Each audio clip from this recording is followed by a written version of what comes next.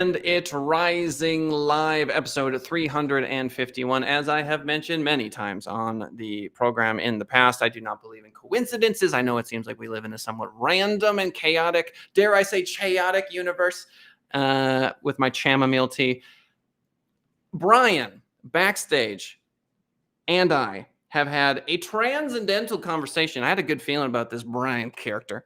Particle physics PhD. He did a bunch of spiritual research, had a couple of websites to that effect. He's currently in the world of hypnosis.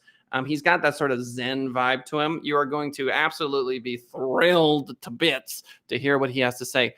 The dude has a vocabulary that is going to impress you to the moon and back. Ladies and gentlemen, welcome to the show, my new best friend, Brian Balke.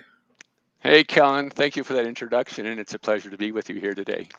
So backstage, we already hit all the major vibes, which is love is essentially a panacea. I mean, if you It's can, the answer. Yeah. yeah, it's essentially it. Touching on Christianity, Islam, Buddhism, I don't know, a bunch of other Taoism was mentioned. And for a lot of folks that tune into the show, the name of the show used to be Marketing as a Foreign Language. They're expecting this business conversation.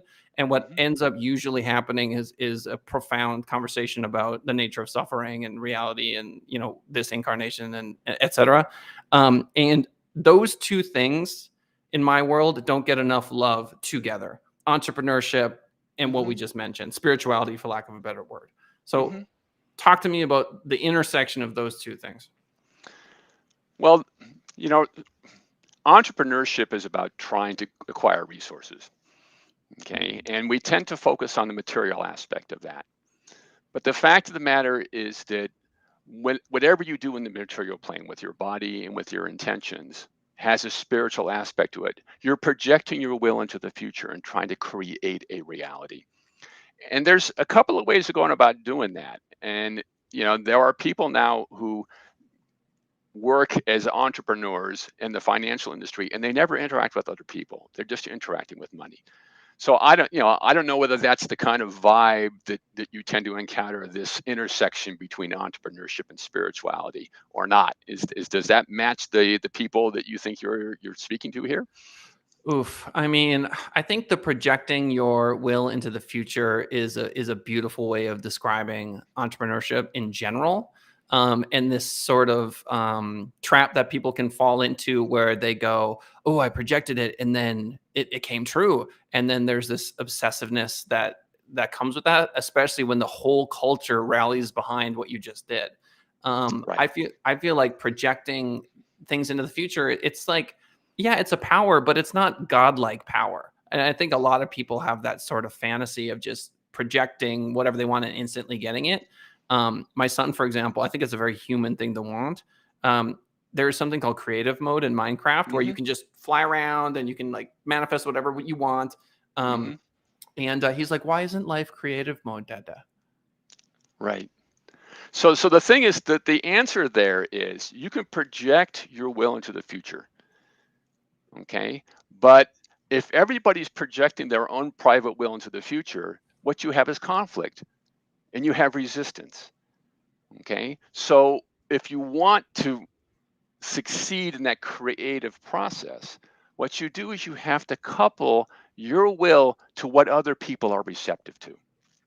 And what's amazing about TikTok and Twitter and everything like that, and blogging and all the social media, is characterized best in a book by Jeremy Rifkin called The Empathic Civilization. And what he says is that we were all in tribes, we didn't have a choice about our identity. We were this functional unit that survived together or died together. And everybody had a role and they had to follow their role. And there was very little choice. Then we went into this situation where we invented agriculture. And we had these huge cities and there's lots of choice. And in America, we have had so much choice. Okay. But what he says is that we're hitting the end of that gravy train. Ooh, wow. Okay. You got climate change, you've got fossil fuel depletion and things like that. And so what's happening is that we're having to now learn to collaborate again. And one of the things that social media allows us to do is to find people anywhere in the world that actually we identify with, and that we believe that what we project will be received by them and amplified. So this is the hidden trick of entrepreneurship that a lot of people get hung up on. They're focused on achieving success. But to achieve sustainable success, you've got to enter into a culture, and that's a deeply spiritual process where you are now aligned with other people, you're moving along together, and all that chaotic noise, okay, that was everybody trying to get their thing and be the most important person in their world, okay, all that falls away because it's just noise. Noise doesn't lead you in any direction. It just bounces you around like a ping pong ball. So when you get into an entrepreneurship situation where you are projecting into the world what the world wants to receive, that's where real success happens, and you attain it without compromising your virtue. Oh, yeah, that reminds me of most people know the first three noble truths. The fourth one they get sticky on, and I do too, because there's the eightfold path, and one of the items, one of the paths on the eightfold path is right livelihood. Right. Right. Like, Right. maybe don't sell drugs, if you can avoid it. Right. Try not to sell weapons, because that whole world can suck you into a pretty gnarly black hole. Listening to you mention that, I'm reminded of a story in the Ramayana where Hanuman, for those of you that aren't familiar with Hindu culture, Hanuman is the monkey god and Ram is a manifestation of God. And Hanuman basically does everything he can to help Ram get his wife back, because Ram's wife was stolen by some evil demon dude, which apparently was his last incarnation. So he's like super powerful, super wise. He just happens to be the villain in this final go at it. Anyway, when Hanuman finally comes back to Ram after successfully doing all this amazing stuff, Ram says, "I'll give you anything." So God comes to you and says, "Whatever you want, dude, anything in all the universes. What do you want?" And his response was, "Save me from the tentacles of egoism." Right. Right. Oh man. I mean, that's a culture. You look at Shambhala Buddhism and the way that they construct this process. The primary deity in Shambhala Buddhism is feminine. Is Prajna Paramata, and she represents three things. She's the fabric of reality. She contains all truth, and she brings into the world healers. Okay, all healers come out of her. Okay, but the thing is that Shambhala Buddhism, the practitioners, most of them are men. And in order to attain this privileged relationship with wisdom, which is what she represents, they have to learn to surrender their ego. And so in managing that transition, Prajna Paramata projects into the world death demons known as dakinis. Whoa. And they have flaying instruments. And in confrontation with the various different levels of these death demons, what the death demons do is they flay away the ego grasping of the acolyte. Whoa. So that when they enter into relationship with truth, they do not corrupt it with their fantasies. Wow. What's Okay. Shambhala? Shambhala Buddhism. This is the Dalai Lama's tradition. How have I never heard that? That's wild. In all my it's research. Simmer Brown, Dakini's Warm Breath, and it's really, really difficult reading, because what happens is that in Buddhism, you're not seeing it from the perspective, or in the teaching, you're trying to guide somebody toward Prajna Paramita. You're not seeing the world from her perspective. And so what happens is every single statement has got to be true at each of the different levels of progression. And there's 3 levels of progression up towards attainment of relationship with Prajna Paramita. And so you have to interpret every single statement at 3 different levels of meaning. And so it's very, very difficult reading. But fundamentally, what it boils down to is the masculine principle, which is not male, exist in many forms in the world. The masculine principle is compassion that creates positive change. The feminine principle is receptivity that bears witness to what is good. Okay, and these 2 things work together. Wisdom and compassion are the 2 wings of Dharma, which is probably a statement that you've heard in Buddhism. Wow. Yeah, in case you want a master class in religion and spirituality, look no further than Mr. Balke. Seriously, I mean, I've gone down this road at length, and he Hmm. is sharing with me some things I've never heard of, which is somewhat shocking. Very, very cool. Where do we even? So Alan Watts, I love Alan Watts. I think he's incredible. I'm sure you've heard of him. I actually founded a martial art called Yin Yang Wei Hmm. because one of the which is Tai Chi Dao. So in Mandarin, Tai Chi just means Yin Yang. Hmm. Tai means very, Ji means poles. So the very poles are the north and south, black, white. Hmm. And then Dao, you obviously know, means the path, right? Hmm. And one of the things that frustrated me when I was a martial artist was there was what I felt ego baked into the form itself, which was Right. right kick, right punch, left jab, right punch, left small kick, big right kick. Right. And so it Hmm. favored dominance and power over long-term structural stability and balance within your body. Right. Right. And most people, when they break something, they don't break it on both sides of their body simultaneously. Usually it's my right knee hurts, my right hip Right. hurts. You know what I mean? And so I felt very strongly about that. So let's talk a little bit about balance then, because that's ultimately what we're talking about. Even earlier when you mentioned love as a practice, you're balancing. I forget your exact words you used, but it's like how much you're willing to invest. I think was some of the language you're Well, using. there's a couple of things. It was negotiating the boundaries between I and Thank we. you, thank you, thank you, thank you. Okay. And definitely what we tend to do as entrepreneurs too much is project ourselves into the future. All the time. Okay. And so we're leaning forward all the time. Okay. And if it's important to slow down and hear what somebody's telling you, a customer's telling you, an employee's telling you, okay, because you're leaning forward, it's hard to stop and be present with that person in that moment and actually respond meaningfully to what they're telling you. This is one of the challenges that America is confronting right now. So we've always been a society that moves forward, but that's not healthy. Okay, you move forward and you fall. You keep on moving forward, running fast, fast. Sooner or later, you fall on your face. Okay, and the Oh faster you're yeah. going, the more it hurts when you fall over. That's Right, yep. and so it's learning to stop and take stock and rest and recover. This is something that we struggle with as a society.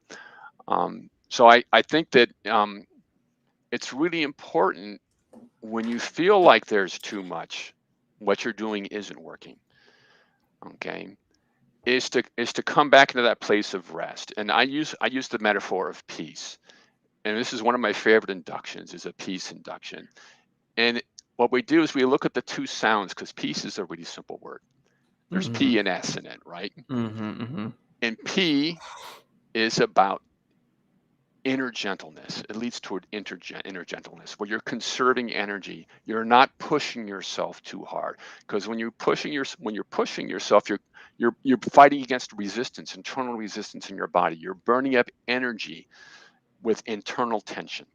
Okay, so inner gentleness is the start of that, and then the S is about balance and alignment. And as part of the induction, we do this chakra alignment, where it's every part of the spine coming into balance, and the part below as though resting on a cushion of air. Okay, and so once you get into that point, what do you choose is the indicator and the signal for when you move out of balance and how you come back into balance. Interesting. So I focus on the vibration, which is love. Mhm. Mhm. Okay, Mhm. that love pulls you toward and then allows you to come back into yourself, because if you're in a relationship of mutual support, somebody recognizes you're coming forward and they say, let's put him back into balance.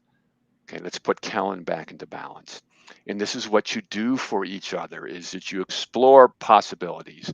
And sometimes you need to stand back and say, this situation is out of balance. And if I push myself into it, I'm just going to increase the entropy in this situation. Mhm. It's going to Mhm. become chaotic if everybody is just bouncing around off of each other. So Mhm. sometimes you need to step back and observe and say, this over here needs to be dealt with first. And this comes next. So this whole principle of balance that you raise is very, very important. And in the martial arts, you know, Bruce Lee was such a fantastic exemplar of this.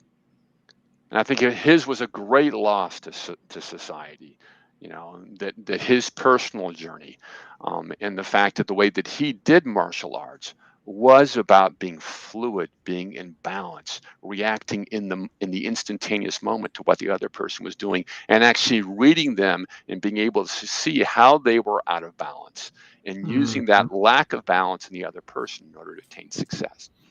Oh So yeah. this is a principle that can be used in entrepreneurship, in the and looking at your market. Okay, how are my competitors out of balance? Where are they moving? Where they're have a commitment, and what is that? You know, a commitment of energy that they can't escape. Okay, and so now that provides a vacuum that I can step into.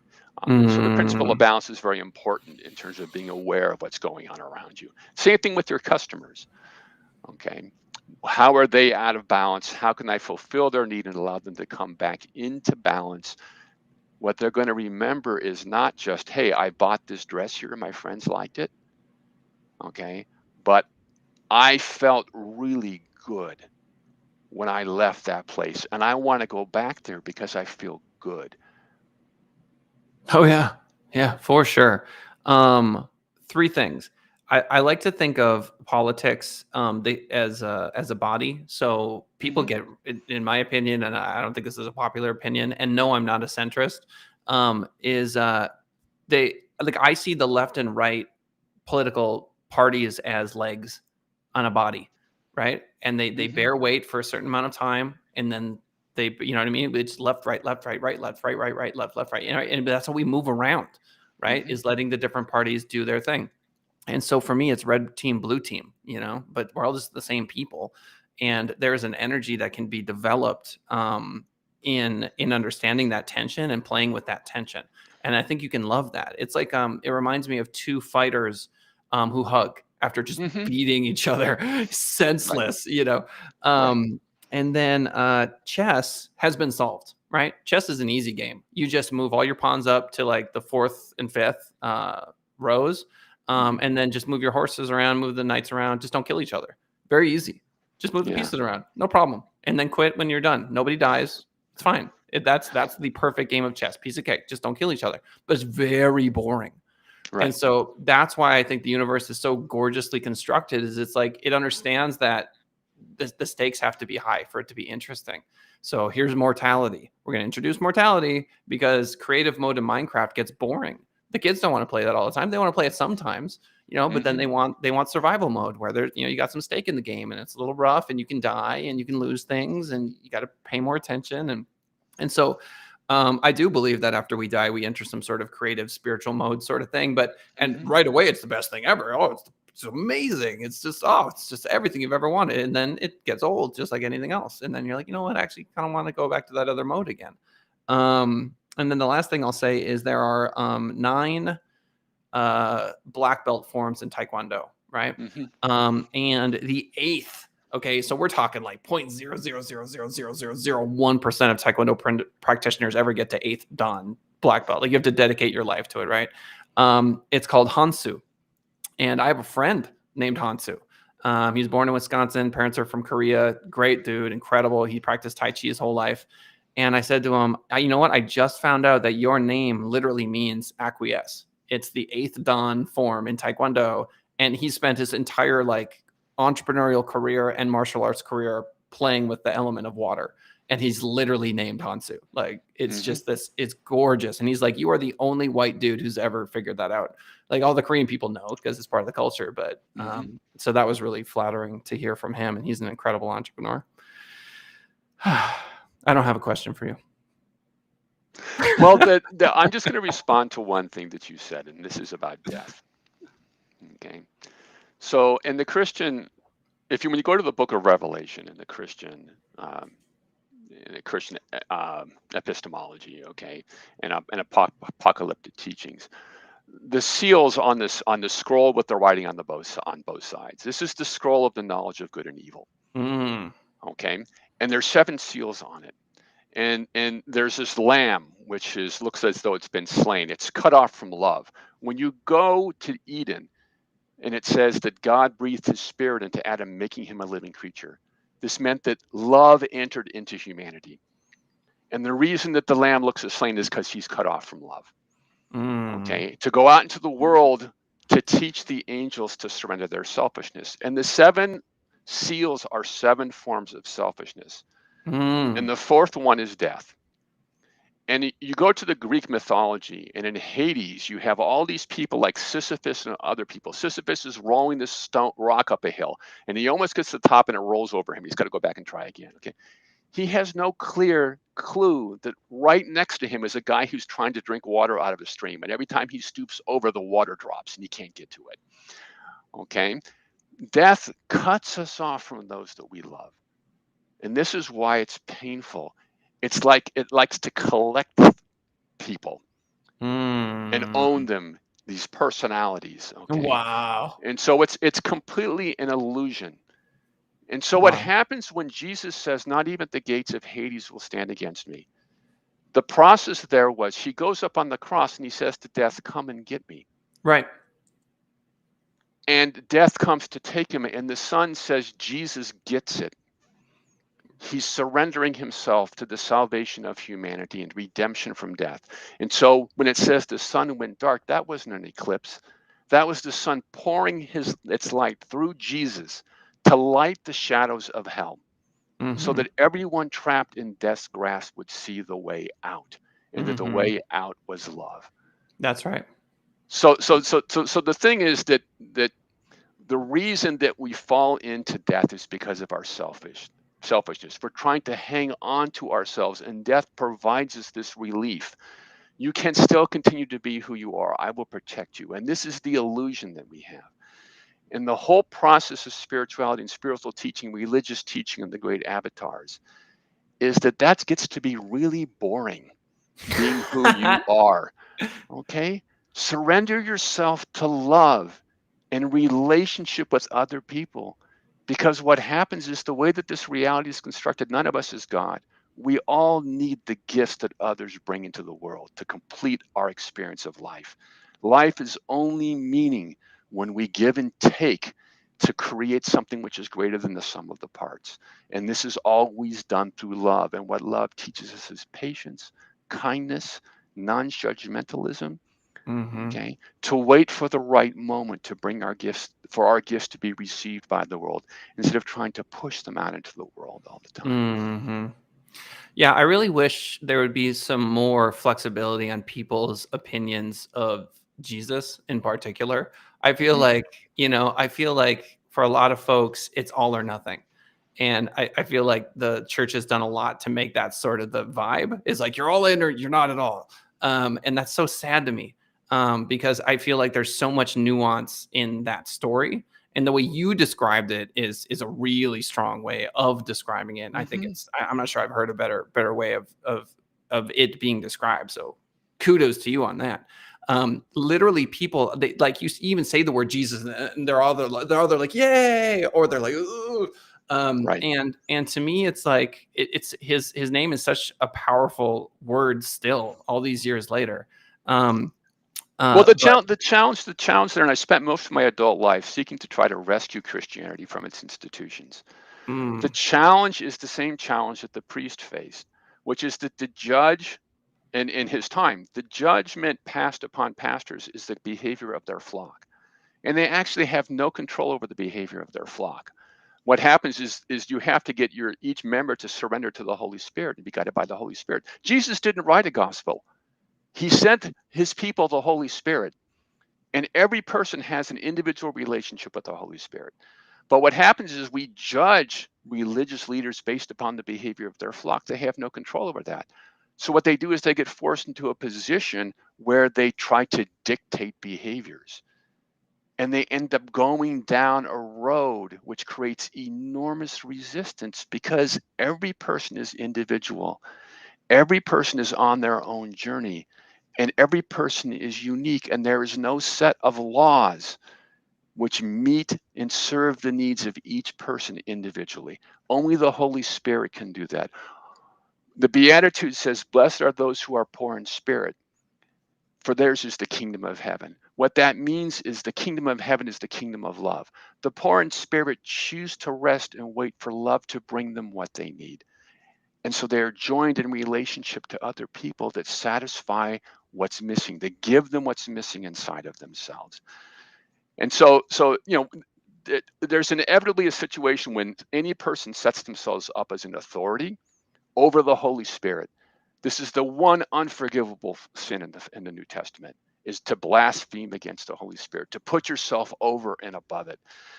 And so this is one of the things that I'm beginning to project into this community, to these teachers, is that your job is not to tell people what to do.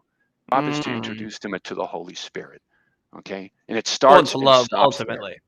The Yeah. Holy Spirit is love. It's a manifestation of love. Exactly. I just, it's so funny how language, even in my own head, triggers different parts of my head and emotions, right? It's just, it's so funny. It's, you'll hear people do this all the time. They'll be like, God, the universe, reality, like they'll just, they'll go through like all like the 4 synonyms or they're trying to whatever, or what they believe are synonyms, etc. And for those of you that are listening to this going, seriously, I thought this was a show about business. It is a show about business, because what happens is if you're serious about owning a company and making money and being successful and all that sort of stuff, that sort of capitalist dream, you are going to engage in relationships with people, with clients and with staff. And if you think they're going to be shallow, you are sadly mistaken. And if they are shallow, I kind of feel bad for you. Now, you might be a Wall Street VP, but you're still going to have to wrestle with the fact that, let's say you made a bunch of money, but where'd that money come from? It's not invented. You know what I mean? It's in your pocket and it's not in someone else's. How does that affect? I mean, there are spiritual questions at play. They're inescapable, and you might be able to escape them for a lifetime or two, but I mean, there will be a reckoning. It's coming down eventually. So it is surprising to me how important spirituality has become for me as an entrepreneur, even though it's not something I necessarily talk about in the staff meeting. Right. You know what I mean? But personally, it way, way, way affects my my ability to cope with stress, and just my outlook on life. I did want to mention one thing. There's a guy who made a friend with a crocodile. Okay. So he and his crocodile, and his wife at the time was like, "It's me or the crocodile." And he's like, "I choose the crocodile." And the reason why I'm saying all of this is because don't think for a second that it's just your big primate brain and that love is only this human thing. No, no, no, no, no, no, no. I mean, you can, if you haven't seen My Octopus Teacher, go check that out on Netflix. It is incredible, this dude's relationship with an octopus. So this is a life thing. This is an incarnation thing. This is not a human thing. No, and that's, one of the biggest challenges that we're confronting right now is global warming. And looking at that as a relationship, what is the relationship there? It's a relationship between us and the sun. Fundamentally, that's the issue of global warming, a relationship between us and the sun. Okay, and I know from personal experience that the sun is not unintelligent. Okay, the problem is it's massively powerful and it's huge. And so it has a hard time coupling to our reality here down on Earth. And it would love to help us. Okay. But the thing is that as long as we're selfish, as long as the power that it gives us is going to be used to destroy life, to abuse life, it's not going to, it can't empower us. It can't enable us. It can't be our codependent, okay, in terms of creating a mess out of the world. We were meant to bear witness to the world and help to engineer it and design it to be better. So the thing is that relationship between life and the sun goes back billions of years. Mm-hmm. And there are certain patterns of behavior that are encoded in phytoplankton, that are encoded in cyanobacteria, that are encoded in trees and grass and things like that, that have been in existence for billions of years. And there's an enormous amount of spiritual stability in those patterns. And if we want to solve this problem of the relationship between life and the sun, we've got to care not just about people. We got to care about the trees. We got to care about the phytoplankton. We got to care about the cyanobacteria, because it's there that the power exists to solve the problem. Oh, I am sure there's just so much energy. I mean, so many Billions of years of avenues, energy. so Yeah. many avenues, yeah, for Yeah. us to get there. And we've only been around for 70,000 years, and we've pulled a lot of energy. There were some gifts left for us to use in loving reality, and we've used them to indulge ourselves.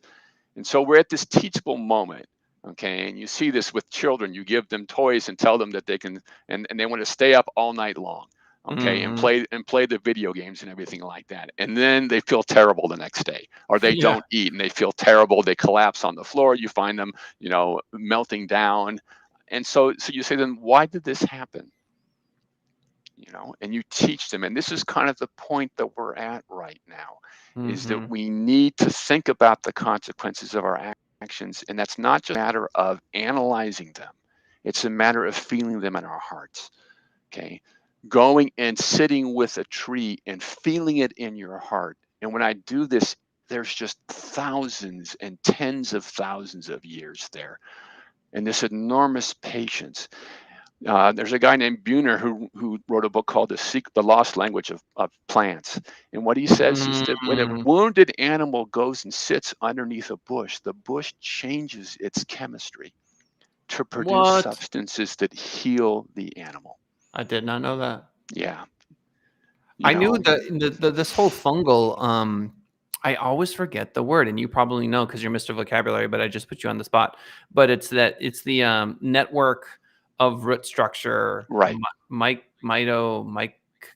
can't remember what it is. Yeah, yeah. I I'm can't sorry. grab it. You're Yeah. good. The But myosome or something like that. dude, Yeah, it's there's, wild though. I mean, hmm the level of communication, the transfer of nutrients from hmm one plant to another. hmm I have long said that the earth is an organism. To me, that is as obvious as, like, I'm holding a can of fizzy pop, whatever, Right. seltzer water. Like, the earth's an organism. It just is. Sorry. And if you have some problem with that, then I don't know. I don't know how to get you to believe it. I really have no idea. I can list like a number of things that seem fairly readily apparent to me. I mean, literally, underneath the Earth's crust is this red liquid that if you pour it out, the whole thing dies. Isn't Wow. that wild? You know what I mean? Like, literally, like, just pour out half of the space liquid inside of this thing, and it will just die, right? So tell me hmm that's not alive. Explain to me how it's not alive. Right. It's got an immune system. hmm It's constantly trying to find equilibrium. It's just amazing. And one of my favorite, we're going past time. I don't care. Can you stick around for a minute? Sure. Um, one of my favorite graphics of the solar system is not that static, the sun isn't moving graphic.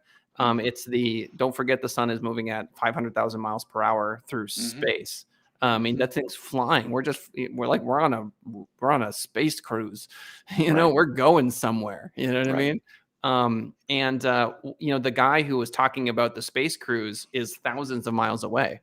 Right. We just crossed a lot of space, just in this conversation. So I mean, what does that all mean in the end? I'm very positive for humanity. I remain just an optimist on all this stuff. I think we're going to solve a lot of our problems. Do you feel that same way? I think that we are in this fortunate position where the people that are preventing us from solving problems are divorcing themselves from reality, and we're no longer interesting to them because they don't think that there's any resources down here. Mhm. And so what ends up happening is that there's this unique opportunity for us to band together and use these mechanisms of attention and creativity that, going beyond that thing of saying, how much money am I making as an opportunity, and thinking instead, how much value am I creating, okay, in the world, and giving and taking in equal measure. But projecting that more broadly, okay, and thinking about what value does humanity create. And Rifkin writes about this. He says that we need to extend our compassion not just to each other, but to the whole world. And I think that when the most interesting thing that you can do is go out and plant a seed in the ground. And there's a fascinating story about a project, in a prison project, where they They put up a prison garden, and these men and women would come out and put a seed in the ground and see it grow and care for it. And what they said was, this is the first time I ever had anything to care for in my life. It's always been a constant struggle. Just getting down to these really simple things and connecting to the foundations of reality. There's a lot of answers there in those things that we've been ignoring. And because as people that drift off, these elites drift off into the space of abstraction where money is meaningless, it doesn't really connect to the creation of value. You're just pushing it back and forth across borders and taking some off as it goes by. We now get to this point where we can actually pay attention to what's really important and act coherently to solve the problems that we confront. Yeah, I am hopeful. Ladies and gentlemen, if you're not impressed, I don't know what's going to impress you. I just don't. We're gonna wrap this up. I want to make sure that Brian has a chance to be a selfish capitalist, if that is his choosing, to let you know where you can reach him, how you can reach him. We spent about 0 seconds talking about hypnosis, which just goes to show my thesis on advertising in 2021, 2022, which is you do business with people you know, like, and trust. And so maybe that's talking about your business. Maybe it's not. Many times it's not. Spoiler alert. So Brian, I genuinely appreciate the conversation, the depth, and your obvious research is really impressive. So why don't you let the folks know where they can reach you? Yeah, you can reach me on the web at www.hypnosisrisingca.com or hypnosisrising.com. My phone number is 805-775-6716. And as regards hypnotherapy, part of the reason why we have trouble understanding what's happening at the root level of reality is that our mind is broken into two parts. The conscious mind tries to manifest our social ambitions, and the subconscious mind manages our well-being down at the deep cellular level. And so what happens is that those parts of us, because the social reality is so important, the conscious mind doesn't talk to the subconscious very much. And what I do as a hypnotherapist is help to bring those two parts of the mind together to have a conversation. And it's really, really transformative. It's beautiful work. I feel blessed to be able to do it. And if you're struggling with feeling like you're not connecting to what's really important, just contact me. I do teletherapy. I can work with people anywhere in the world, and I'd be happy to share it with you. Incredible. And anyone who has rising in their company name is good in my book. Ladies and gentlemen, you all know the drill. 10:30 a.m. Pacific Standard Time. Join us for the live show, youtube.com/Sender Rising. If you're listening after the fact, like the vast majority of people do, iTunes, Spotify, YouTube, Facebook, etc., we love you and appreciate you.